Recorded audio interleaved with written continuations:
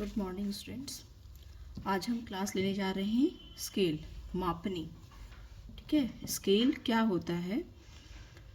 Scale की आवश्यकता कोई भी मैप को बनाने के लिए इसका उपयोग होता है। बिना स्केल का कोई भी मैप नहीं बनता। कोई भी मैप जब हम बनाते हैं, मानचित्र बनाते हैं, तो उसमें स्केल और डायरेक्शन दो बहुत इंपॉर्टेंट चीज़ है। इसके बिना कोई भी मैप नहीं बन सकता है, पॉसिबल ही नहीं है। अगर बना हुआ भी है और इसमें ये शो नहीं किया हुआ है तो वो मैप गलत कहलाएगा। तो स्केल जो है, इसका परिभाषा क्या है? डेफिनेशन: मानचित्र में प्रदर्शित किन्हीं दो वस्तुओं के बीच की दूरी तथा उन बिंदुओं के बीच की धरातल पर वास्तविक दूरी के मध्य के अनुपात को उस मानचित्र की मापनी कहते हैं। इसमें दो चीज़ें हैं। एक है कि मानचित्र पर का दो बिंदुओं के बीच की दूरी, और दूसरा धरातल पर की वास्तविक उसी बिंदुओं के बीच की दूरी के अनुपात को, ये रेशियो जो है वो सही होना चाहिए, तब हम उसको मापनी कहते हैं। अब ये कैसे होगा?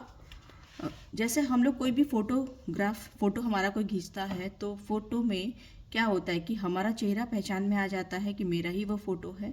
तो उसमें होता क्या है खास चीज़, एक जब फोटोग्राफ करते हैं तो उसमें सारा का सारा चीज़ हमको उसी शेप में दिखता है जिस शेप में हमारा ओरिजिनल चेहरा है।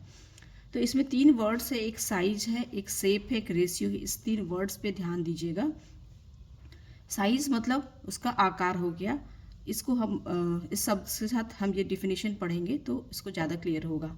किसी वस्तु का फोटोग्राफ उस वस्तु के वास्तविक आकार, साइज से छोटा या बड़ा हो सकता है ना। बड़ा फोटो हम लोग का पूरा अगर फोटो खींचते तो हम लोग छोटा, एक पासपोर्ट साइज फोटो बना के निकाल के देता है स्टूडियो वाला, है ना। छोटा या बड़ा हो सकता, परंतु उस वस्तु की वास्तविक आकृति तथा फोटोग्राफ में अंकित आकृति एक जैसी होती है। उसमें शेप में कोई चेंजेस नहीं होता है। हमारा आँख या हमारा चेहरा में कोई भी पार्ट बहुत बड़ा या छोटा नहीं दिखता है। शेप हमारी वैसी होती है जैसा हमारा ओरिजिनल होता है। तो शेप सेम होगा बट उसका साइज बड़ा छोटा हो सकता है। एक जैसी होती क्योंकि वस्तु के सभी भाग, अंग एक ही अनुपात में छोटे या बड़े होकर फिल्म पर छप जाते हैं। ऐसा क्यों होता है? क्योंकि रेशियो उसका एक जैसा होता है। जैसा रेशियो हमारा चेहरे में अगर है, नाक, मुंह, आँख का जो रेशियो हमारा बना हुआ है, रेशियो मतलब किस अनुपात में कौन बड़ा छोटा है, उसी रेशियो में फोटोग्राफ में उसी रेशियो में हमारा फ़ोटो निकल के आता है। इस वजह से हम अपने आप को पहचान पाते हैं। अगर रेशियो सही नहीं रहेगा तो हम पहचान नहीं पाएंगे अपने आप को। तो बहुत इंपॉर्टेंट है कि साइज बड़ा छोटा हो सकता है बट शेप चेंज नहीं होता। शेप इसलिए चेंज नहीं होता क्योंकि हमारा रेशियो के अनुकूल ही वो फोटोग्राफ निकलता है।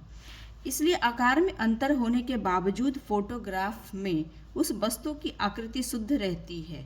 यह अनुपात ही मापनी कहलाता है। इसी को मापनी कहते हैं। अब आप लोगों का क्लियर हो गया होगा कि मापनी होता क्या है या स्केल होता क्या है। इसमें रेशियो सही होना चाहिए।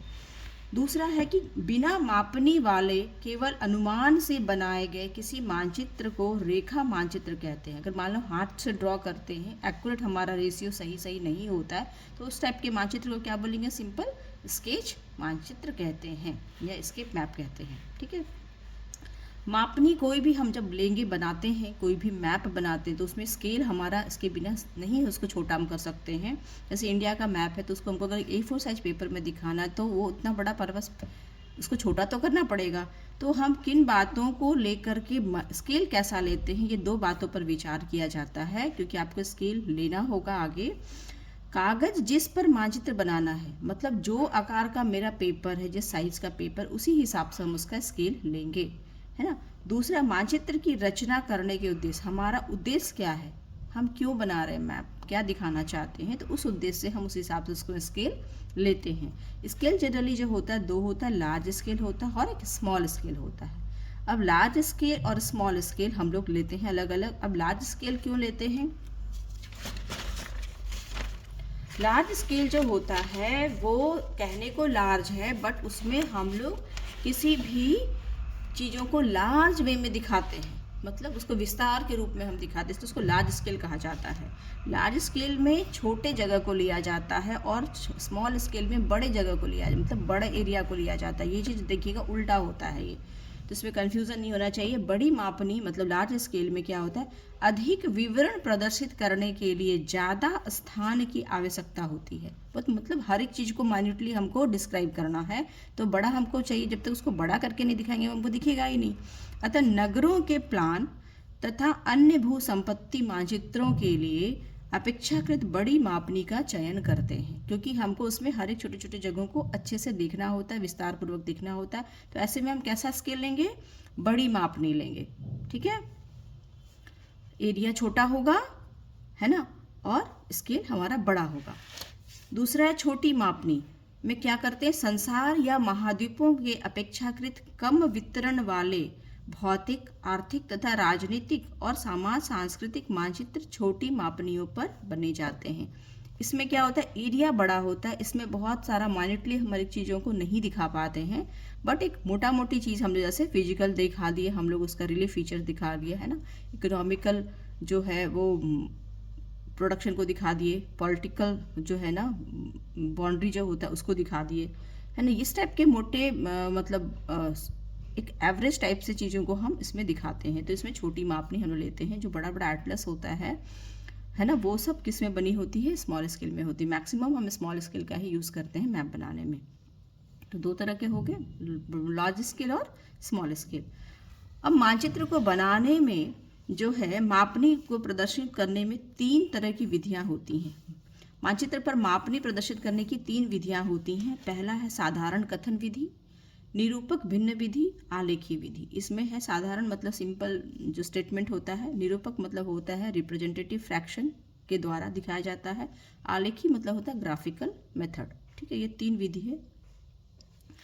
अब इसमें हम लोग साधारण कथन विधि में क्या होता है, जैसे जस्ट हम सिंपल कह दिए, है ना, कि इतना हम जो मैप बनाए हैं वो इतना सेंटीमीटर में हम 1 किलोमीटर को दिखाए हैं, इसको हम लोग कहते हैं। यह सबसे सरल विधि है। इसमें शाब्दिक विवेचन के द्वारा किसी मानचित्र की मापनी बतलाई जाती है, जैसे 1 सेंटीमीटर इक्वल टू 1 किलोमीटर या 1 इंच इक्वल टू 1 माइल। इसका है कि भारत में ग्रामों के भू संपत्ति मानचित्रों का व्यक्तिगत भवनों आदि प्लानों को इसी विधि से मापनी को प्रदर्शित करते हैं।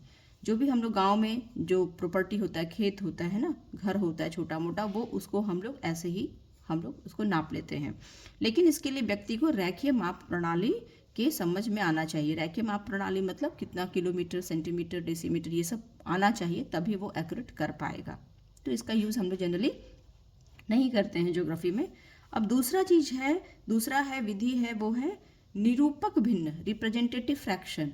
रिप्रेजेंटेटिव फ्रैक्शन जो है ये कहता है कि किसी भी चीज़ों को फ्रैक्शन में हम ये जो दिखाए हैं ना 1 किलोमीटर 1 सेंटीमीटर, ये जो दिखाए हैं इसको हम फ्रैक्शन के रूप में इसमें दिखाते हैं। तो इससे हम लोग कोई भी क्वेश्चंस में अगर आरएफ दिया है तो हम उस आरएफ को समझते हैं और उससे हम लोग तुरंत में स्केल बना लेते हैं। तो निरूपक भिन्न में मानचित्र एवं धरातल पर मापी गई दूरियों के अनुपात को प्रदर्शित करने वाले भिन्न को निरूपक भिन्न कहते हैं। सिंपल जो स्केल की हम परिभाषा पढ़े थे कि मानचित्र पर के 2 बिंदु, धरातल पर के 2 बिंदु के बीच का जो अनुपात होता है वही चीज़ है ये, और उसी को हम लोग निरूपक भिन्न, इसको हम लोग फ्रैक्शन के रूप में दिखाते हैं। जैसे इसमें क्या होता है, अंश मतलब न्यूमरेटर जो होता है और डिनोमिनेटर होता है, किसी माप प्रणाली के समान इकाइयों में क्रमशः मानचित्र और धरातल पर मापी गई दूरी प्रकट करते हैं तथा भिन्न के अंश का मान 1 होता है। इसमें हमेशा जो भी न्यूमरेटर होगा वो 1 लिखा रहेगा, उसका मान 1 होगा, और डिनोमिनेटर कुछ भी हो सकता है, और ये हमेशा फ्रैक्शन के रूप में लिखा रहेगा। ठीक है, तो इसके ये हमेशा आपको पहचान में आना चाहिए कि ये अगर लिखा है आरएफ तो वो इसका क्या मतलब है। अब जैसे एग्जाम्पल के रूप में है, जैसे 1:50,000 अगर आरएफ लिखा है तो इसका मतलब क्या है कि मीट्रिक प्रणाली जो हमारे इंडिया में चलता है 1 सेंटीमीटर इक्वल टू 50,000 सेंटीमीटर। अगर ये लिखा तो 1 का वैल्यू हमेशा 1 मिनिमम सेंटीमीटर होगा, और ये 50,000 है तो ये भी इसको भी हम सेंटीमीटर ही कहेंगे, तो 50,000 सेंटीमीटर। अब हम लोग ये इसको चेंज कर लेंगे कि सेंटीमीटर को हमको किलोमीटर किस में बदलना है, लेकिन ये हमेशा जब लिखा रहेगा ये 1 जो है वो मिनिमम नंबर 1 सेंटीमीटर होगा और ये कुछ और नंबर हो सकता है। अंग्रेजी में हम लोग 1 इंच इक्वल टू 50,000 इंच लिख सकते हैं। रूस में इसको लिखा जाता है 1 पैल्ज और इक्वल टू 50,000 पैल्ज कहते हैं इसको, ठीक है। तो ये अलग अलग कंट्री का, बट इंडिया में हमारे यहाँ ये चलता है मीट्रिक प्रणाली और अंग्रेज रैखिक प्रणाली चलती है, ठीक है।